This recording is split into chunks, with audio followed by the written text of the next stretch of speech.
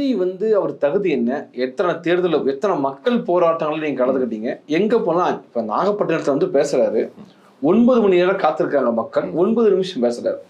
நீங்க அது ஒரு பெரிய வந்து அது நீங்க எல்லா கட்சியினுடைய நீங்க நல்லா கேட்டுக்கிறீங்க, எல்லா கட்சியினுடைய கூட்டம் வச்சா கூட்டத்துக்கு முன்னால தலைவர் இறுதி உரையாற்றுவாங்க, தலைமை உரையாற்றுவாங்க, இறுதி உரையாற்றுவாங்க. அதுக்கு முன்னால 10 பேரோ 8 பேரோ 7 பேரோ பேசுவாங்க.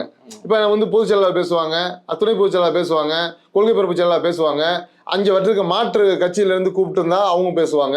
இந்த மாதிரி கிட்டத்தட்ட ஒரு 2 மணி நேரம் ப்ரோக்ராம 1.5 மணி நேரம் அவங்க தான் வந்து பேசுவாங்க. அரை மணி நேரம் இறுதி உரை வந்து அரை மணி நேரம் அந்த கட்சியினுடைய தலைவர் வந்து ஆற்றுவாங்க. இதுதான் வந்து அரசியல் கட்சியினுடைய கோட்பாடு.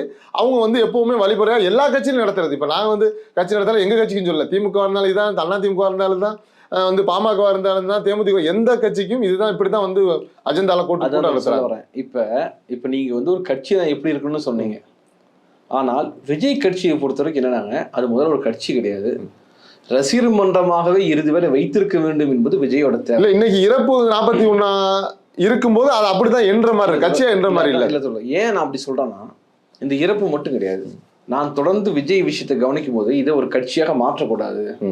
ஏன் கட்சியா மாற்றக்கூடாதுன்னா, கட்சியா மாத்தினா அது ஒரு ஒழுங்குமுறை முறைப்படுத்தப்பட்ட வடிவம். ஒரு ஒன்றியம், கிளை, அப்புறம் வந்து கீழே வந்து கிளை வரைக்கும், மேலே வந்து மாவட்ட மாநில வரைக்கும் முறையா மாசமான கூடணும், நமக்கு தெரியும், மினிட்ஸ் நோட் எழுதணும், வரவு செலவு காட்டணும். இதெல்லாம் ரசிகர் மன்றத்துக்கு தேவையில்லை.